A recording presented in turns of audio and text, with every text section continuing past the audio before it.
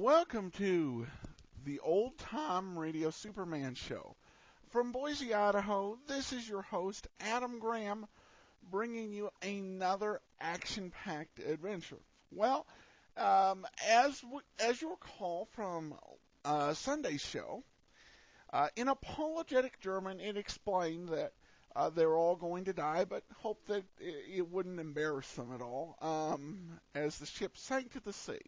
Now we're going to find out what it's all about.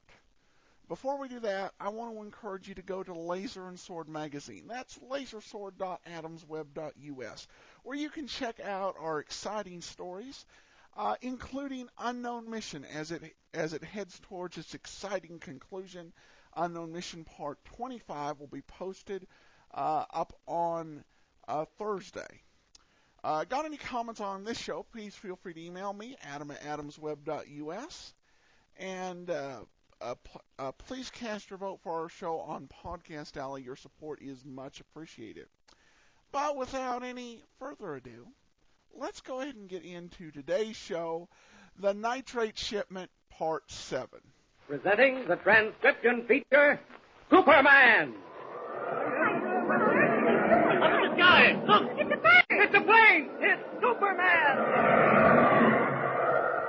And now, Superman, strange visitor from the planet Krypton, who came to Earth with powers and abilities far beyond those of mortal men. Superman, who can leap tall buildings at a single bound, race a speeding bullet to its target, and who, disguised as Clark Kent, mild-mannered reporter for a great metropolitan newspaper, wages a never-ending battle for truth and justice. When Kent, Jimmy Olsen, and young Pug Flannigan took passage on a boat from Panama to the United States, they never realized what was in store for them. But at this very moment, Kent and Jimmy are trapped in the cabin of a foreign agent who has masqueraded aboard ship as an elderly lady. With them are two other passengers, Dr. Michael Barrington, an English surgeon, and his daughter June. Only Pug, recovering from a slight accident in his own cabin, has escaped capture by the agent and his henchman Hunt. Things look very dark for Kent and his friends. To become Superman and save the situation would be to reveal his double identity to Jimmy and the others. What can he possibly do? Listen. Stand against the wall, all of you. I have a very nervous finger on the trigger of this gun. Better do it, folks. All right, Ken. Oh, this is terrible. Hunt, close the door. Yeah. Lock it. Now open that suitcase and set up the portable wireless. You will try to make contact. Very good. Now, my friend. What do you mean, friend? What sort of a game do you think you're playing? It is far from a game. Believe me, I deeply regret having to cause any of you embarrassment, but unfortunately you brought it on yourselves by virtue of your own curiosity. We're not interested in listening to speeches. This speech will interest you. It will interest all of you very much. What do you mean? Precisely at midnight, Dr. Barrington, this ship is going to the bottom of the ocean. And unfortunately, you are all going with it. Oh. The wireless is ready, sir. See if you can make contact. Yeah. You don't think you can get away with this, do you? Who do you think will stop me? This ship is traveling through protected waters. That is very humorous, Doctor. Very humorous. I have made contact, sir. Good. Tell them everything is well in hand. Midnight is the hour. We will disembark 15 minutes before. That is all. Yeah. I wonder whether you realize that 3 passengers on this boat are American citizens. Of course I do. But I gave you fair warning. Warning that you chose to ignore. My responsibility is at an end. Why are you seeking this ship? A very sensible question, Miss Barrington. Deserving of an answer. Simply because it is carrying a cargo of nitrate. A cargo that must never reach its destination. So you think nothing of taking the lives of more than a dozen people to destroy a few tons of nitrate? Yes, Doctor. Just as you think nothing of taking the lives of a dozen guinea pigs to perfect a new medicine. You're a murderer. A cold-blooded murderer. I'd give my right arm to have Superman here now. He'd fix you. Don't lose your temper, Jim. It is best for all of you to remain calm. We have more than an hour to wait. The message has been sent. Go up on deck and keep a sharp eye out. You know the signals. Yes. Report the moment you sight them. Very well.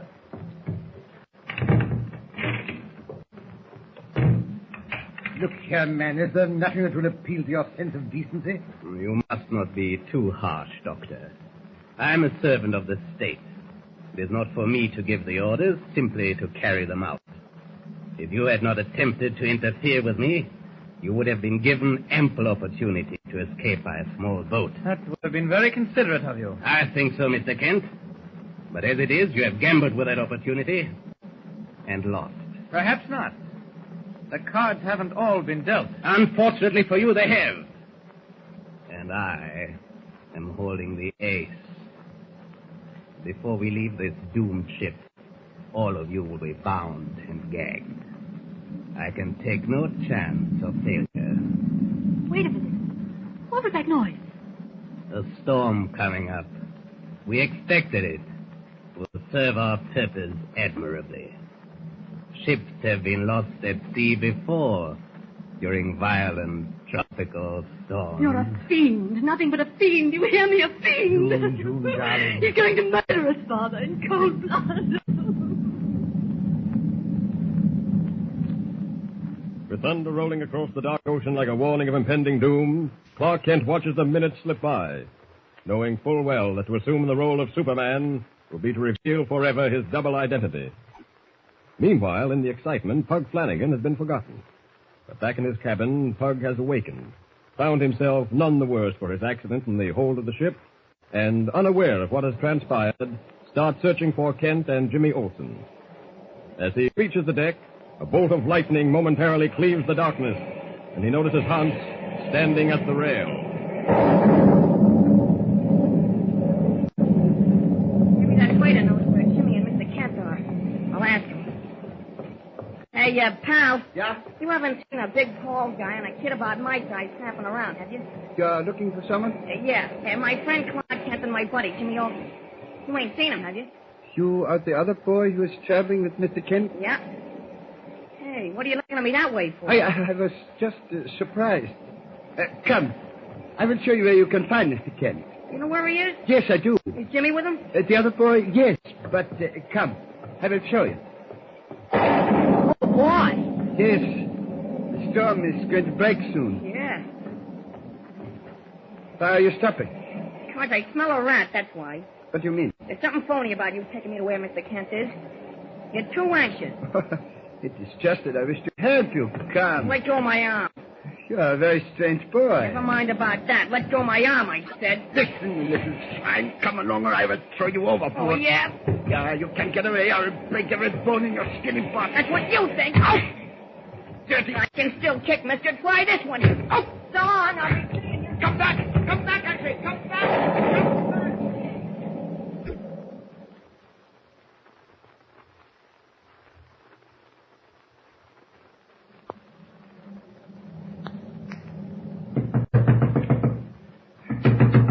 Open up.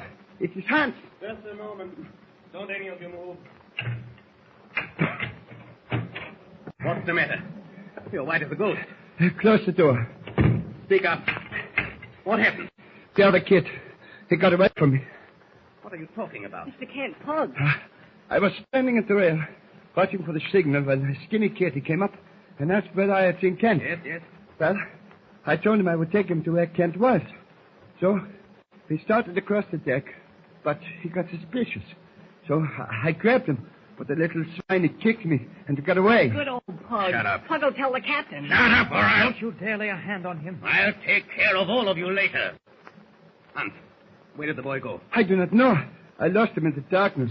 I can look for him, but I thought it best to warn you. You should never have let him escape. What could I do? I told you before he kicked me. All right. I'll find him then.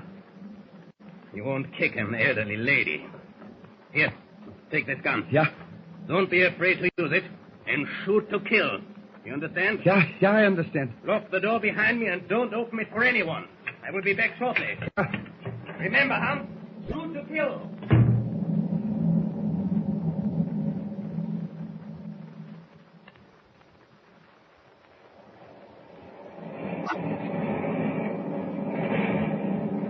Well, it was this way, Captain. I was looking for my pals, Clark Kent and Jimmy Olsen.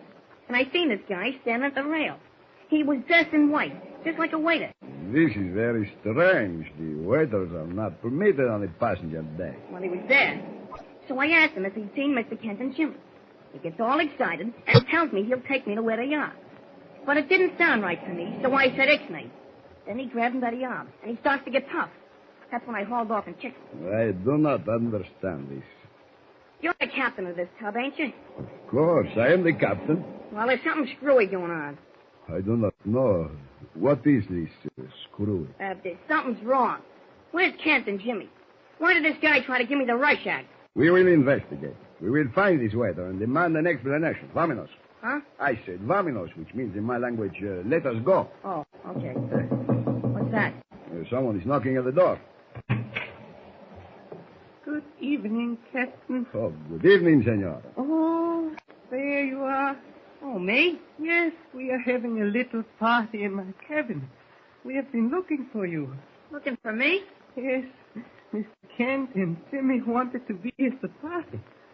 We sent a waiter to find you, but he said you refused to come. Don't you want to join us? I'll be. You mean you sent that waiter to get me? You mean Mr. Kent and Jimmy are in your cabin? Uh-huh. Now, won't you join us? You see, it is nothing at all. That waiter didn't say he was inviting me no place. Possibly he didn't understand. But what difference does it make? Mr. Kent and Jimmy are waiting for you. We are having a wonderful party with ice cream and cake and candy. Okay. But if I see that waiter tomorrow, I'm going to tell him a thing or two. I'm sorry I bothered you, Captain. It is nothing. It is nothing at all. Good night, Captain. Buenas noches, senora. Buenas noches.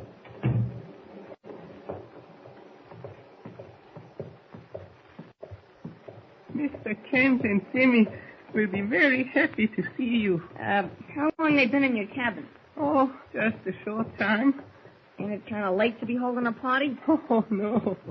We plan to have a big blowout at midnight. A very big blowout. Oh, well, that's swell. Pug wouldn't think it so swell if he knew what the old lady means by a big blowout. It looks like he's being led into the same trap that holds Kent, Jimmy, and the Barringtons. If only he knew that the elderly lady hobbling along beside him is, in reality, a foreign agent masquerading as a woman. What will happen?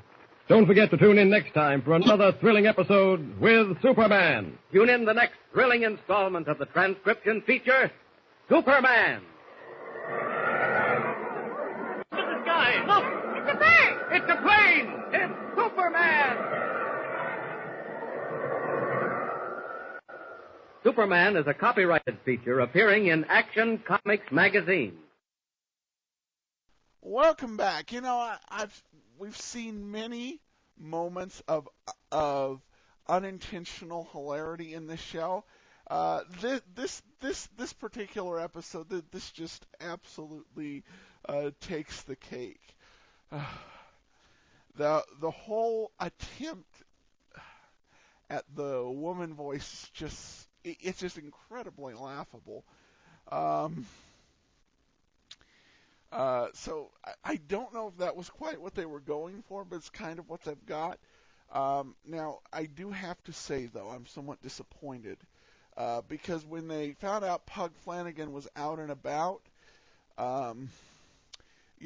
the Germans' spy, terrorist, killer, unfailingly polite manner seemed to have been phased somewhat. And so I'm disappointed because you can blow things up, but you should at least be concerned about making sure that people are comfortable before you blow up the ship. I think that's got to be priority. I love the big blowout line at the end. Oh my goodness. All right, but this is supposed to all get wrapped up next week in 11 minutes in part 8. So you'll want to hear how they managed to do this. But that's why they made the big bucks. So, all right. Well, from Boise, Idaho, if you got any comments on the show, feel free to email me, adam@adamsweb.us. Again, Laser and Sword Magazine, lasersword.adamsweb.us. But I am signing off now.